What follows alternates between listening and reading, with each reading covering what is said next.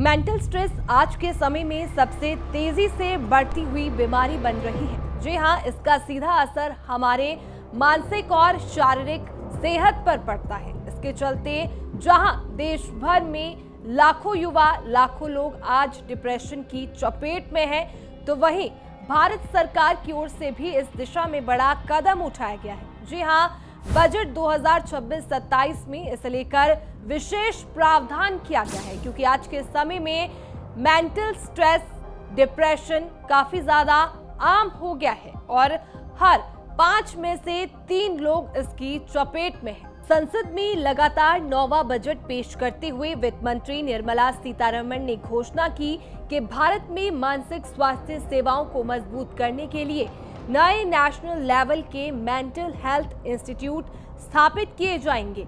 सरकार ने माना कि फिलहाल देश में ऐसे संस्थानों की संख्या बहुत सीमित है जो सिर्फ मानसिक स्वास्थ्य पर केंद्रित हो।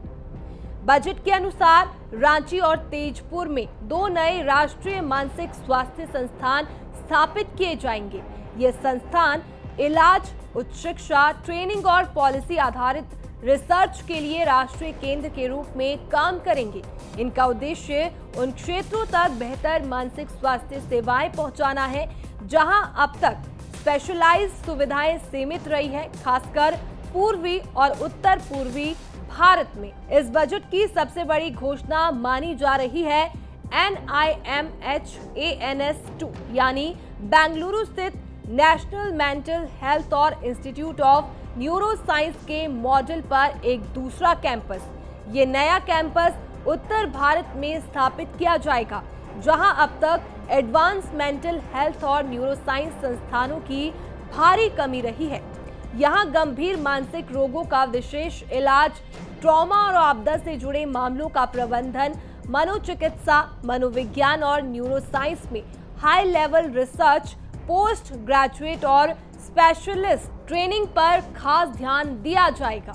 ये विस्तार भारत में बढ़ते मानसिक स्वास्थ्य बोझ जैसे डिप्रेशन, एंजाइटी, एडिक्शन, दुर्घटनाओं और आपदाओं से जुड़े ट्रॉमा से निपटने की क्षमता को मजबूत करेगा। NIMHANS मॉडल को देश के दूसरे हिस्सों में लागू कर विशेषज्ञों की संख्या बढ़ाने और इलाज के नतीजों को बेहतर बनाने की भी कोशिश की जाएगी। देखिए, भारत में मानसिक स्वास्थ्य से जुड़ा ट्रीटमेंट गैप काफी बड़ा है। मरीजों की संख्या के मुकाबले डॉक्टर, काउंसलर और संस्थान बहुत कम है। इसीलिए यूनियन बजट में मानसिक स्वास्थ्य पर जोर दिया गया और ये बताता है कि सरकार अब इसे सिर्फ सामाजिक मुद्दा नहीं बल्कि सार्वजनिक स्वास्थ्य और आर्थिक विकास की प्राथमिकता मान रही है।